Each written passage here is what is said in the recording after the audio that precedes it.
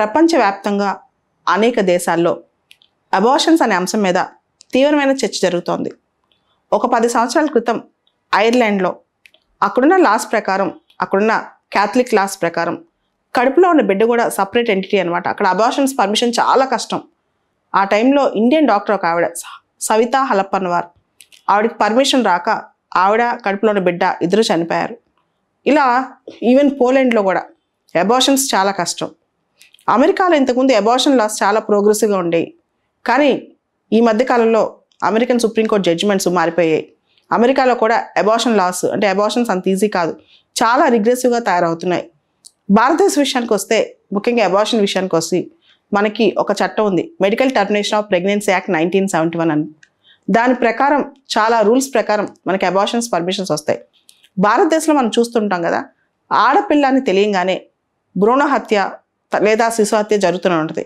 అందుకని చెప్పి మనం అబార్షన్స్ని చాలా రిస్ట్రిక్ట్గా పర్మిషన్స్ ఇస్తుంటాం అనమాట. ఈ మెడికల్ టర్మినేషన్ ఆఫ్ ప్రెగ్నెన్సీకి కొత్త రూల్స్ వచ్చాయి 2021లో. యాక్చువల్గా 20 వారాల వరకు, అంటే ప్రెగ్నెంట్ అయ్యి 20 వీక్స్ లోపు అబార్షన్ కావాలి అంటే ఒక డాక్టర్ పర్మిషన్ సరిపోతుంది.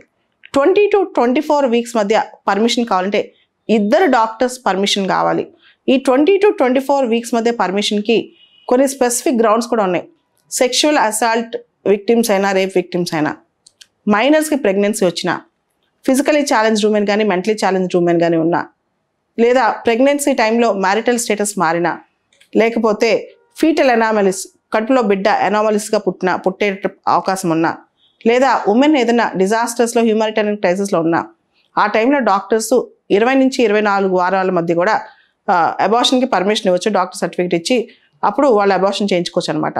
24 వారాల కన్నా ఎక్కువ జెస్టేషన్ పీరియడ్ దాటినప్పుడు అప్పుడు medical board permission compulsory. Medical board కూడా ఫీటల్ అనామలీస్ మీద పర్మిషన్ ఇస్తూ ఉంటుంది అనమాట. అయితే మనం చూస్తే భారతదేశంలో Indian national family health survey ప్రకారం 27% అబార్షన్లు భారతదేశంలో మహిళలు ఇంట్లోనే చేసుకుంటున్నారు, ఈ రూల్స్కి రెగ్యులేషన్స్కి భయపడి.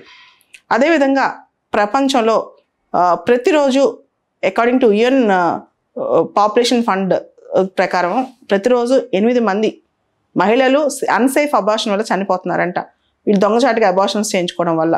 ఇలా ఇల్లిసిట్ అబార్షన్స్, అన్సేఫ్ అబార్షన్స్ పల్లెటూళ్ళలో ఫ్యాక్స్ ద్వారా చాలా జరుపుకుంటుంటారు. అయితే ఈ అబార్షన్ విషయంలో భారతదేశంలో ఎందుకు చర్చ వచ్చింది? ఈ మధ్య సుప్రీంకోర్టు ఒక సిగ్నిఫికెంట్ ఆర్డర్ ఇచ్చిందన్నమాట అబార్షన్స్ విషయంలో. ఆర్డర్ ఢిల్లీ హైకోర్టు ఇచ్చిన తీర్పుని పక్కకు పెడుతూ ఇచ్చిన ఆర్డర్ అనమాట. అన్మ్యారీడ్ ఉమెన్, ఎవరైతే పెళ్లి కాని యువతులు ఉంటారో, భారతదేశ చట్ట ప్రకారం 20 వారాల పైన వాళ్ళ ప్రెగ్నెన్సీని పైన వచ్చిన ప్రెగ్నెన్సీని వాళ్ళు తీసే అవకాశం లేదు, అబార్షన్ చేయించుకునే అవకాశం లేదనమాట. అయితే 2021లో medical termination of pregnancy act రూల్స్లో ఒక మాట వచ్చింది, అన్మ్యారీడ్ ఉమెన్ అనే దాన్ని అక్కడ తీసేయాలి అనే ఆలోచన ఇక్కడ కలుగుతుందన్నమాట ఈ మాట ద్వారా. ఏంటి అంటే పార్ట్నర్ అనే మాట ఉంది, హస్బెండ్ అనే మాట తీసేసి, అంటే పార్ట్నర్ అంటే హస్బెండ్ కావచ్చు, లివ్ ఇన్ పార్ట్నర్ కూడా ఉండొచ్చు. అంటే అన్మ్యారీడ్ ఉమెన్ కూడా 20 వీక్స్ దాటాక ప్రెగ్నెన్సీ తీసేసే అవకాశం ఉంది. ఇక్కడ ఒక కేసు అనమాట, ఒక మహిళ ప్రెగ్నెంట్ అయింది, తనతో పాటు ఉన్న వ్యక్తి పెళ్లి చేసుకోకుండా వెళ్ళిపోయాడు. ఆ మహిళకి ఆ ప్రెగ్నెన్సీ క్యారీ చేయాలని ఇష్టం పోయిందనమాట, అంటే తన సొసైటీకి ఏ విధంగా చెప్పుకోవాలని. దాంతో అబార్షన్కి వెళ్ళింది.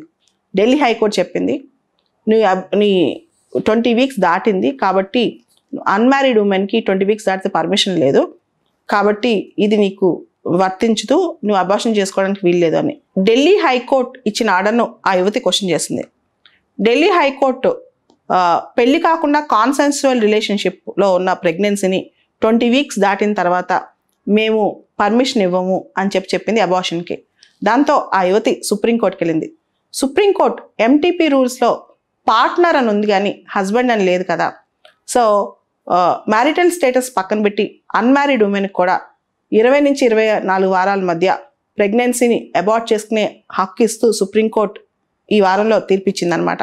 ఇది చాలా గొప్ప తీర్పు అని కూడా చెప్పొచ్చు, ప్రోగ్రెసివ్ తీర్పు అని కూడా చెప్పొచ్చు. ఒక మహిళ యొక్క బాడీలీ అటానమీ, ఆ మహిళ యొక్క చాయిస్, ఆర్టికల్ 21 వీటన్నిటిలో కనిపిస్తున్నాయి. దాంతోపాటు ఒక ప్రోగ్రెసివ్ సొసైటీకి ఇది ఒక నాంది అని కూడా చెప్పొచ్చు.